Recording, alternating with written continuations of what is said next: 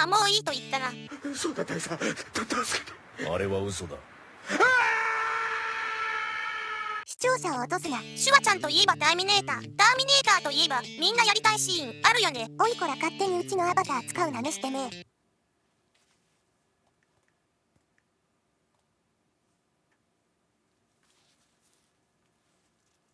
4コロ誰がやりたいねん。お前だけ落ちとけよ。冷たくしたからないつった。知るかよ。ターミネーターといえばそう片手スピンコックだね。憧れるけど壊しそうでできんやつな。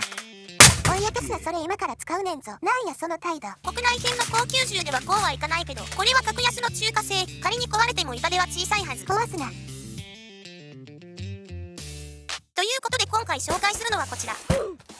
シーンミンチェスター M1887。基本スペックはこんな感じ。また中華や。オプーン。同じ中華でもメーカーによって内容物だいぶ変わるな。付属記名ゴーグルマ。よかったやん、次の耐久試験動画のネタ手に入れたな。スポンジトイガンについてるゴーグルなんてたかが知れてるだろ。実際にやってみた。は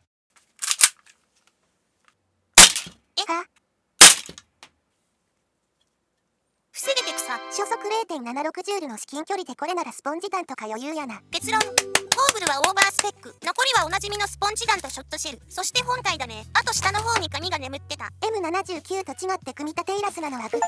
おかしいな、 M79 の方が500円ほど高いんだけどね。内容物豪華にした代わりにコーチンケチったか。言うほど豪華か。さあお電話の準備はよろしいですか。楽天で買えるシーンの M1887 ゴーグルセットで4280円。ここでビッグなお知らせ。初めてご購入いただいた方に限り被験体1号も追加。いくつを売るな。18金の威力も抑え込める不思議なスポンジトイガン用ゴーグルがついた。シーン M1887 のお申し込みはフリーダイヤル 0120-810-114514 野獣いいよ来いよまで。今すぐチャンネルご登録を。いらん。じゃあ外観から見ていこうか。落差怖いって。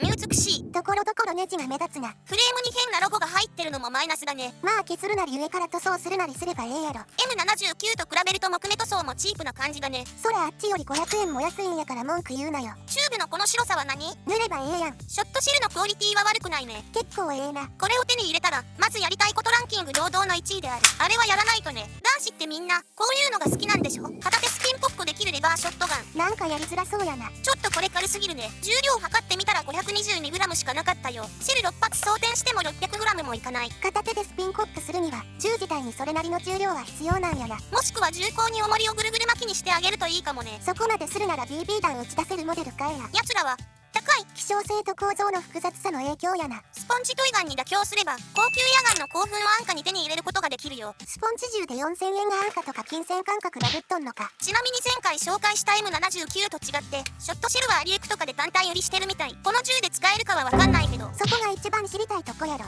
で操作性はどんなもんなん。使われてるスプリングが弱いからか思ってたより操作性はいいね。まあ打ち出す対象がスポンジやしそんな距離飛ばす想定もしてないんやろ。昔 KTW のウィンチェスターを触った時のことを思い出したけどあの銃に比べたらこのモデルのレバー操作は羽のように軽く感じるね。そらあっちは BB 弾飛ばす想定やしそもそも芸術品レベルの超高級銃とこんなおもちゃ比べんなやぶっ飛ばす。過激派じゃん。ただシェルの装填が結構しづらいね。ゴム手袋してるからやろ。スポンジ詰めてない状態でも装填にコツがいるね。これは良くないね。リロードにこんなもたついてたらサバゲー体験最悪だよ。ゴム手袋してるからやないのか。使用されてるバネが弱いのかわかんないけど見えるかな。見えん。装填した後にシェルの受け皿みたいなのがなかなか上がってくれなくてチューブに装填したシェルを固定するのに難儀するんだよね。だからゴム手袋してるからやろって。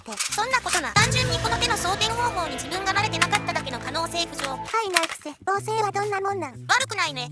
ちょっとグリップ先端に隙間があるけどモナカ構造特有やからしゃあない。重量の割に全体の合成は結構しっかりしてるんじゃないかな。こんだけにぎにぎしても特に泣くとかもないしコッキングレバー動作も比較的スムーズでストレスはないかな。そうなんや。前回の M79 といい近年の中華メーカーの成形技術の向上には目を見張るものがあるね。手のひらどうなってん。ただこの銃 M79 と違って少しギミックがある分長期間この操作性を維持するために他の野ガン同様定期的にシリコンオイルとかを可動部に塗布してメンテナンスする必要はあるかもね。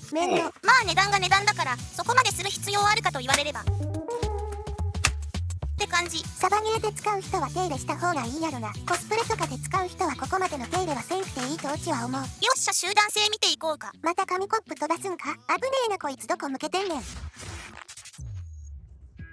サバゲー好きの皆さんこんにちは。オクトパスの女社長です。またなんか始まった。このコーナーではリスナーから届いたお便りを紹介していくよ。記念すべき最初のお便りはラジオネームクラフトナナハウスさん。検証お疲れ様です。精密射撃はノンホップ銃の時代にホップ付きでもよく当たる丸い神話の始まりがこのグロック26だったと思います。博識だ。また一つ賢くなったな。クラフトナナハウスさん、お便りありがとうございました。視聴者を打ち抜くな。続いてはさんからのお便り。次はガスガンですね。言われてるで。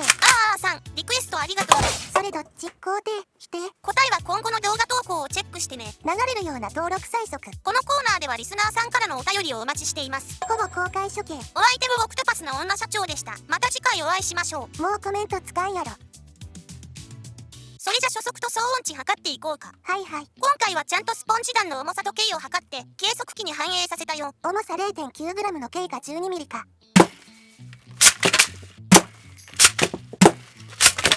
はいグラフ。吸盤と通常タイプの混合で10発撃ってみたんだけど意味あるんか？グラフで見た感じどちらを使ってもそこまで影響はなさそうかな。平均初速は16メートル毎秒。